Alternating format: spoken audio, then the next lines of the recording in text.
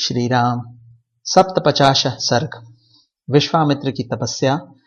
राजा त्रिशंकु का अपना यज्ञ करने के लिए पहले वशिष्ठ जी से प्रार्थना करना और उनके इनकार कर देने पर उन्हीं के पुत्रों की शरण में जाना। श्री राम। तदनंतर विश्वामित्र अपनी पराजय को याद करके मन ही मन संतप्त होने लगे।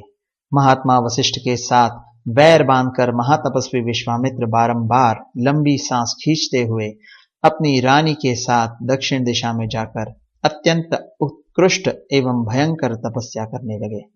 वहां मन और इंद्रियों को वश में करके वे फल मूल का आहार करते तथा उत्तम तपस्या में लगे रहते थे। वही उनके हविष्पंद, मधुष्पंद, दृढ़ नेत्र और महारथ नामक 4 पुत्र उत्पन्न हुए, जो सत्य और धर्म में तत्पर रहने वाले थे। 1000 वर्ष पूरे हो जाने पर लोक पितामह ब्रह्मा जी ने तपस्या के धनी विश्वामित्र को दर्शन देकर मधुर वाणी में कहा, कुशिक नंदन, तुमने तपस्या के द्वारा राजर्षियों के लोकों पर विजय पाई है। इस तपस्या के प्रभाव से हम तुम्हें सच्चा राजर्षि समझते हैं। यह कहकर संपूर्ण लोकों के स्वामी ब्रह्मा जी देवताओं के साथ स्वर्गलोक होते हुए ब्रह्मलोक को चले गए। उनकी बात सुनकर विश्वामित्र का मुख लज्जा से कुछ झुक गया।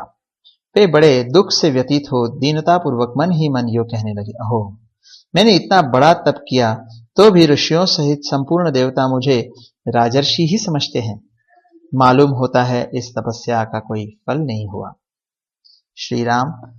मन में ऐसा सोचकर अपने मन को वश में रखने वाले महातपस्वी धर्मात्मा विश्वामित्र पुनः भारी तपस्या में लग गए। इसी समय इक्ष्वाकु कुल की कीर्ति बढ़ाने वाले एक सत्यवादी और जितेंद्रिय राजा राज्य करते थे। उनका नाम था त्रिशंकु। रघुनंदन, उनके मन में यह विचार हुआ कि मैं ऐसा कोई यज्ञ करूं जिससे अपने इस शरीर के साथ ही देवताओं की परम गति स्वर्गलोक को जा पहुंचूं। तब उन्होंने वशिष्ठ जी को बुलाकर अपना यह विचार उन्हें कह सुनाया। महात्मा वशिष्ठ ने उन्हें बताया कि ऐसा होना असंभव है। जब वशिष्ठ ने उन्हें कोरा उत्तर दे दिया, तब वे राजा उस कर्म की सिद्धि के लिए दक्षिण दिशा में उन्हीं के पुत्रों के पास चले गए। वशिष्ठ जी के वे पुत्र जहां दीर्घकाल से तपस्या में प्रवृत्त होकर तप करते थे, उस स्थान पर पहुंचकर महातेजस्वी त्रिशंकु ने देखा कि मन को वश में रखने वाले वे 100 परम तेजस्वी वशिष्ठ कुमार तपस्या में संलग्न हैं। उन सभी महात्मा गुरुपुत्रों के पास जाकर उन्होंने क्रमशः उन्हें प्रणाम किया और लज्जा से अपने मुख को कुछ नीचा किए हाथ जोड़कर उन सब महात्माओं से कहा, गुरुपुत्रों, आप शरणागत वत्सल हैं। मैं आप लोगों की शरण में आया हूं। आपका कल्याण हो। महात्मा वशिष्ठ ने मेरा यज्ञ करना अस्वीकार कर दिया है। मैं एक महान यज्ञ करना चाहता हूं। आप लोग उसके लिए आज्ञा दें। मैं समस्त गुरुपुत्रों को नमस्कार करके प्रसन्न करना चाहता हूं। आप लोग तपस्या में संलग्न रहने वाले ब्राह्मण हैं। मैं आपके चरणों में मस्तक रखकर यह याचना करता हूं कि आप लोग एकाग्रचित्त हो मुझसे मेरी अभिष्ट सिद्धि के लिए ऐसा कोई यज्ञ करावें जिससे मैं इस शरीर के साथ ही देवलोक में जा सकूं।